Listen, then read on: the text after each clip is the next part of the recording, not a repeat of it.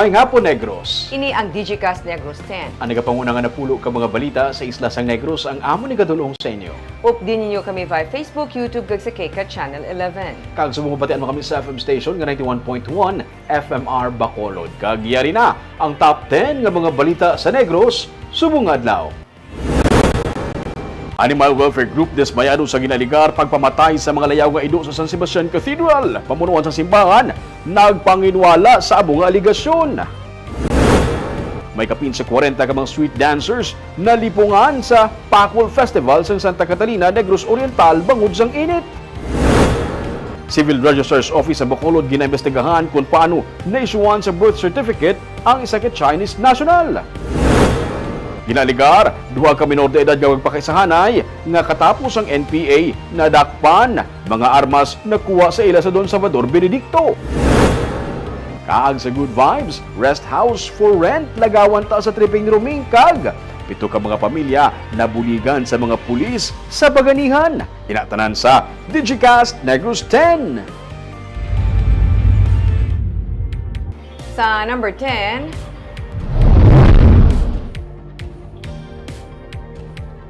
Bitaw Head Patrick Lacson ang ginreprimand ni Bacolod City Mayor Albi Benitez. Natalana naman siya nga magpagwa sang letter of apology. Makapila na ka beses nga nagpaathag kag nangayo sang pasaylo si Bitaw Head Patrick Lacson angot sa pagkakas ang logo sticker sa MABCAB unit nga iya ginhimo nga patrol vehicle kag nakuhaan pa sang litrato nga nakapark sa gwa sang iya puluyan. Nagkasubmit na siya sang sabat sa duha ka separado nga notice to explain nga gin-issue sa City Legal Office. Nalakip diri ang may angot sa pag-issue sang memo nga nagahatag quota sa mga traffic personnel nga manakop sang traffic violators. Ginpahayag ni Mayor Albi Benitez nga wala sang legal basis ang amo nga memo nga iya ginpa-nullify kag gin-withdraw. Ginsiling ni Lacson nga na-reprimand na siya ni Mayor Albi tungod sang sunod-sunod nga notices. Gani madason siya nga magapagwa sang letter of apology bahin diri. Dugang niya, handa siya nga tubangon ng penalidad nga sarang ipatuman batok sa iya. Nagapanindugan siya nga wala siya sang nahimo nga paglapas sa Anti-Corrupt Practices Act sa pihak sa mga nabuhat. I was reprimanded officially and to issue a letter of apology, no, and in which mas kinway siya na ngayo, willing naman kuya mag-sorry. No? Okay na na. So, in case sir, sa ilo niya kasi iba niya officer? I work in the pleasure of the mayor. Maskin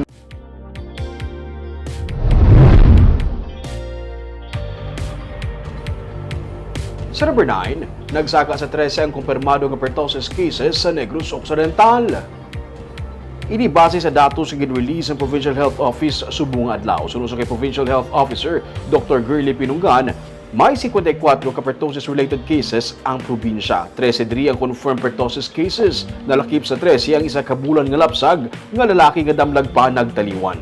Sunod sa kay Pinungan, ang isa ka duha ka bulan nga lapsag nga babae nga gid-report na patay bangod sang probable pertussis ang nagnegatibo sa test. Kalabanan sa nagpositibo yara sa 0 to 9 months old. Sa karon sunod sa Kapinungan, 24 ang total nga may negative result sa ilang ginpa-test sa Research Institute for Tropical Medicine. 17 naman ang probable cases o kung na nagahulat pa sa resulta. Panugyan ni Pinunggan sa mga ginikanan nga kung sa mga eskwelahan may arasang nagaubo, mas maayo nga paggamiton sa mask ang kabataan.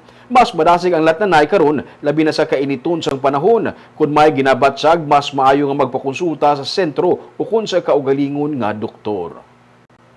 Subong wala man kami reported pag nga daw ka alarming nga sa school no nga kuan, pero di syempre subong with sa kainiton kagka sa klima tayad may posibilidad ginadamo aton ginaubo nga mga children subong sa kainit ang hydration ta no kinahanglan tagit ang kuan tubig. Tapos kung sa school kung may ginaubo da sus mas nami gid siya nga may ara kita mask for the children.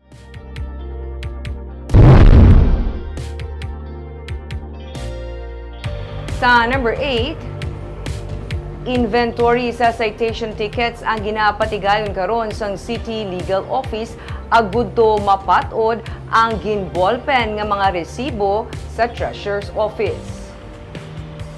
Natugyan na sang Bacolod Traffic Authority Office ang tanan nga mga na-issue nga citation tickets sa City Legal Office para sa natalana nga inventory. Ginpahayag ni Bitaw Head Patrick Lacson nga kabahin sang ginpatuman nga investigasyon angot sa issue 1 sang ginaalagar ginretoke nga resibo sang kahera sa City Treasurer's Office ang pag-inventory sang citation tickets para masiguro nga nagasanto ini sa collection sang syudad. Ginaklaro ni Lacson nga wala nagabaton sang bayad ang bitaw halin sa mga traffic violators. Bango direkta ini nga nagakadto sa satellite office sang City Treasurer's Office sa Dalan Lacson. Damlag pa, isa ka rider nga janitor ang nagpalapot sang reklamo sa isugid mo kay Mayor. Sa matalupangdan nga ginbolpen lang, ginduga nga number 1 sa 1,300 pesos nga printed receipt para sa penalidad nga ginbayaran. Natukiban nga 300 pesos lang ang nabaton sang syudad. Sa karon temporaryo nga ginilisan anay ang kahira sa satellite office samtang ginapatuman ang pagpangusisa. Sa mga I-match issue, na siya sa kwarta nga rada nagsulod yung budget nga rada karon kun duay nagamatch sa resibo nga ra sa ilang nga filing kami na hindi problema tada. Sa number 7,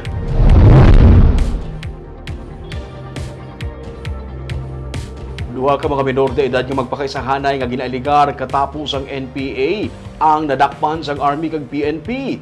May mga armas man nga nakuha sa ila. Duha ka mga ginaligar, nabilin niya katapos ang Northern Negros Front Communist Terrorist Group kay NPA ang nadakpan sa 79th Infantry Battalion kag 1st Negros Occidental Provincial Mobile Force Company sang PNP sa Don Salvador Benedicto sa Huwebes nga adlaw. Ini matapos nga makabaton sang impormasyon ng PNP nga may mga armado nga persona sa sitio Humayan, Barangay Pinuwayan sa Among Banwa. Sa gikatuan ang lugar, tigayon nga nadakpan ang duha ka mga minor de edad nga nagaedad sang 17 kag 16. Nakuhaan man sila sa pila ka mga pusil, bala kag magazine. Ginaligar nga ang duha ang may kahilabtanan sa natabo nga pagpaniro sa among lugar. Gin-custody na sila sang PNP.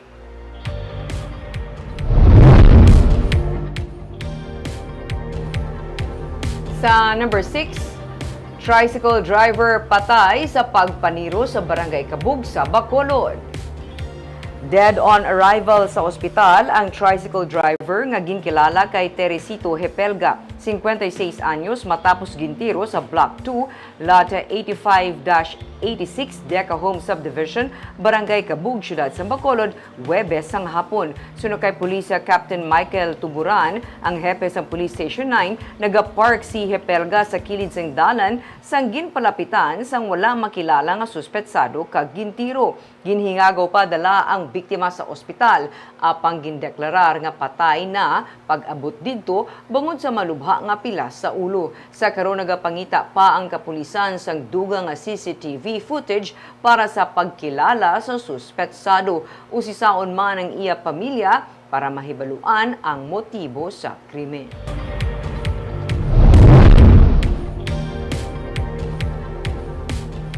Sa number 5, tuyo ni 6th District Congresswoman Mercedes Alvarez nga magpapili liwat bilang kongresista sa 6th District. Bukas man siya kung sino mangin kasumpong sa nagahilapit nga piniliay. Ini sa tunga sa pahayag ni Attorney Jesus Hinlo, ang Provincial Council President sa PDP, nga may tuyo si Anay Hinubaan Mayor Ernesto Estrao sa pagpapili bilang congressman sa 6th District. Sa karon suno sa Estrao, siya ang nagapatigayon sa consultation sa among plano. Suno kay Alvarez, kung magdesisyon man ang PDP nga mag-field sa kandidato kontra sa iya, wala naman siya sa mamahimo pa. Nangin maayo suno sa iya ang pagtrabaho kag relasyon sa iya nga kaupod sa Kongreso kag bisan pa sa Senado nga katapos ang PDP. Dugang pa niya sang tion sa Duterte administration, siya naging supportive si Anay Presidente Duterte sa karon ang chairman sa PDP. Tuman-man katemprano para mag-istorya para sa eleksyon suno sa iya. Ang luyag niya, tutukan, karon amo ang pagtrabaho para sa distrito. Nalakip man sa iya ginapaabot ang paglagda sang NIR bill kung sa diin siya ang naglabi sini kasubong man ang pagbutang sang satellite offices sa mga national government agencies sa distrito.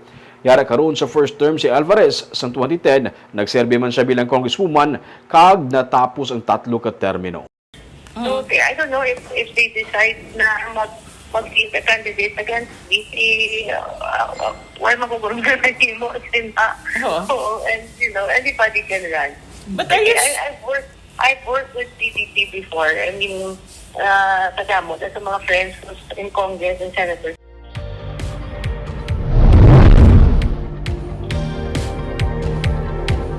Sa number 4, halos 200 million pesos na ang kahalitan sa pananom sa probinsya tugas ang drought.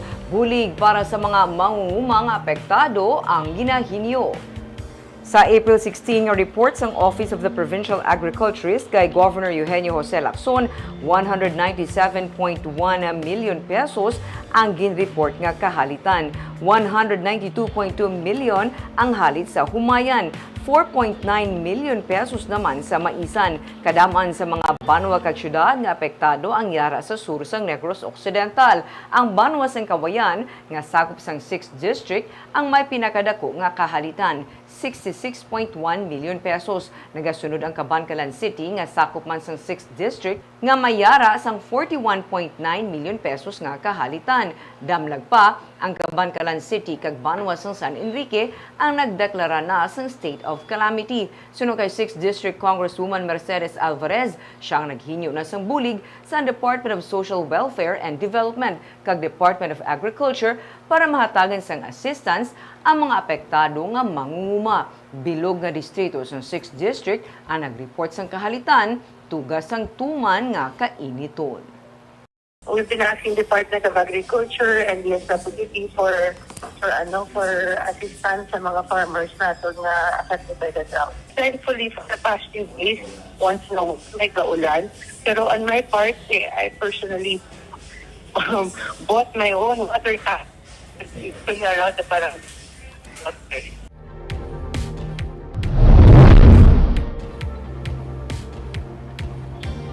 Sa number 3, Civil Registrar's Office sa Bacolod City ginausisa sa karon sa PSA National Office kung paano natagaan sa birth certificate ang isa ka foreigner. Sang Miyerkules, nagpadulong Legal Department sang Philippine Statistics Authority sa taratapan sang Civil Registrar's Office sang Bacolod. Inagud mausisa kung paano naka-acquire sang birth certificate ang isa ka Chinese national nga na-issue sang 2019. Indiluyag ni Civil Registrar Attorney Hermilo Pauyon nga magdetalye sang kaundan sa pagpangusisa sang PSA. Pero suno sa iya, natigayo na nila nga na-present ang mga documents nga ginakinahanglan sa investigasyon. Sa idalom sang pamuno ni Pauyon, na-issue ang birth certificate sa foreign national. Iyagi klaro nga administerial sa iya nga bahin ang pag-issue sang kasubong nga public document kung wala sang makit-an nga discrepancy sa mga nasabit nga requirements. Magluwas sa Bacolod, may ginausisa pa ang PSA nga issuance sang makabig questionable nga birth certificate sa Negros Occidental. Is not so much man nga may liability gid. Ang matabo sinaya nga kung may mga amo sina nga kaso, kung silingon nga daw nalutsan lang kalamlang. Iti ang aton niya by nature sa work saya, ang aton permilining niya public service nga kung may mga ngayo nga dapat maristro sa daw doga pabor kita ka dapat maristro kita mo. Basta ang documents. Oo, basta ang documents, sara lang ang mga supporting documents na.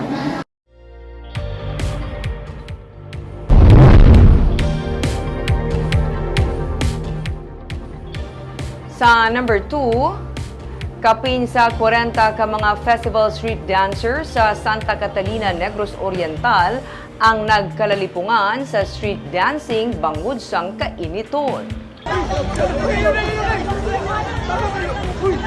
Sa video nga kuha ni Julia Arhilio, makita nga ginatabangan ang pila ka mga dancers sa dalan samtang nagapadayon ang parada. Ginadala pahigad ka ginapahuway ang nagkalalipungan nga dancers nga upod sa street dancing competition sa Pacol Festival sang Santa Catalina, Negros Oriental sang Miyerkules bilang pagsaulog sang kapistahan ni Santa Catalina de Alejandria. Mga alas 2 sang hapon nagsugod ang parada kag nagdangat sa 41 tubtub 42 degrees Celsius ang temperatura sang amo nga adlaw. Sunod kay Gian Jeff Anki, ang Chief of Operations sa Municipal Disaster Risk Reduction and Management Office ng Banwa, wala masarangan sang dancers ang kainiton bisan pa nga ginpaliputan na sa 1 kilometro ang ilang nga ruta. Ang iban sa dancers na umpawan matapos mapahandungan, samtang ang duha naman gindala sa ospital matapos ma-dehydrate. Magluwa sa dancers may mga nagalantaw man nga nagkalalipungan bangod sang init. Gani plano sang LGU nga magpatuman sang bag-o nga guidelines kasubong sang pag-idog sa activities sa oras nga wala na sang init. Kag sa numero 1 sa mga balita, subong adlaw.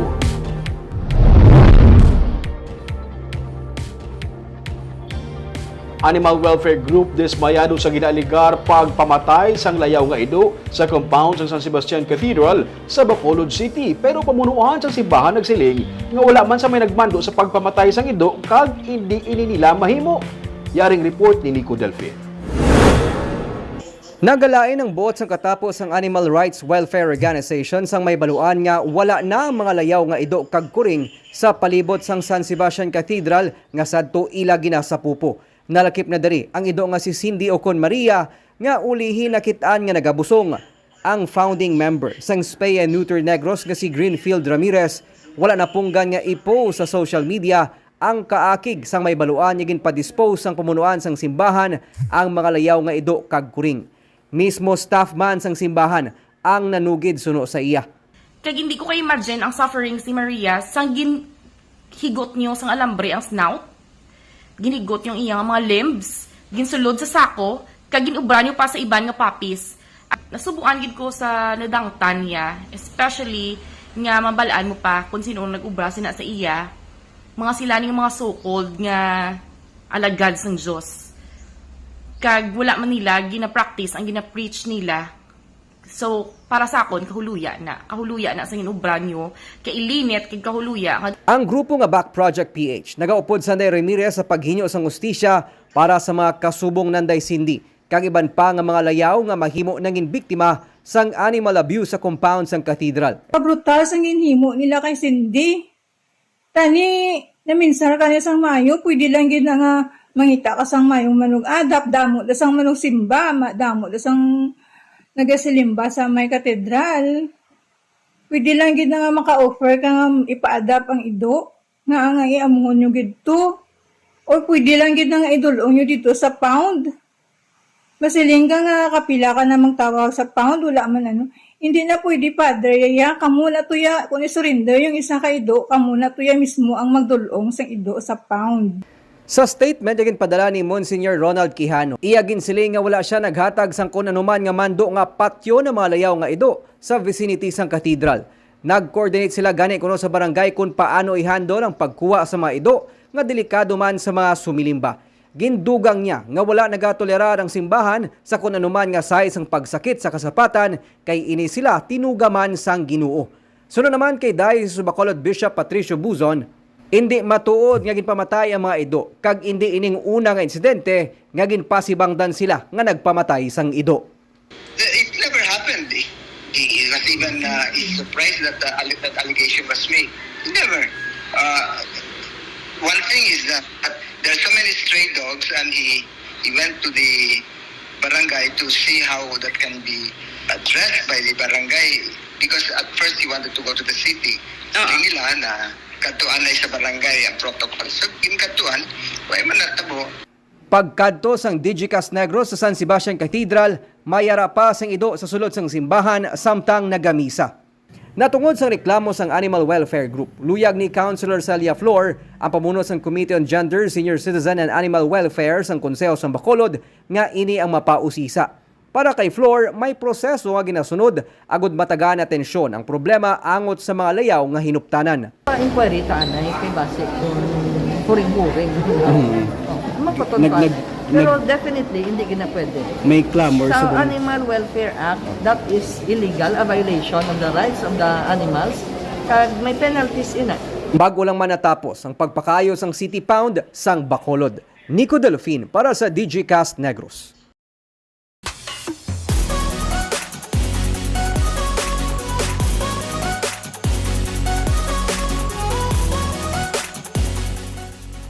Kagyari naman ang pangpabalo namon nga pangpa-good vibes sa inyo sini nga weekend.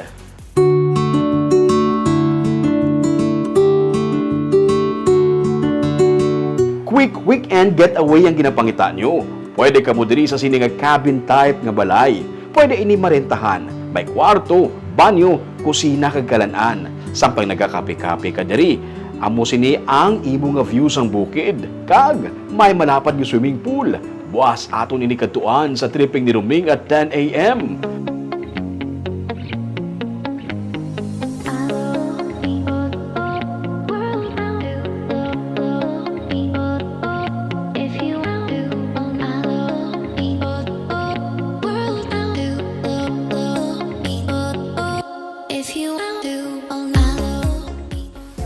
Sa baganihan naman sa tuwan scholarship program lang ang ginatanyag sa mga pulis sa mga kabataan sa kaumhan. Karon mismo ang bilog na pamilya ila ginabuligan pinagi sa Adopt a Family program. Aton saksihan ng community-based project sa katapos ang 605th Maneuver Company sa baganihan sa Sunday. Barb, ka na mo ka ng isang malagawan, subong bisan di indong pwede na ka nakalagaw. Kag importante, ming mga mabugnaw, hindi nga kalatuan. Subong. Subong nga gatagikti ang init. Kaya baka pahulong ka sa tubig. Kaya ito mga balita sa Negros subong adlaw. Kay man sa panahon karon importante nga may ihibalo ka sa nagkakatabo sa imo nga palibot. Pero dapat balansa kay eksakto ang mga impormasyon. Padayon kami nga magapangalagad sa Negrosano. Nako si Barbara Mijares. Tubtub sa Lunes, ako naman si Romeo Subaldo. Happy weekend!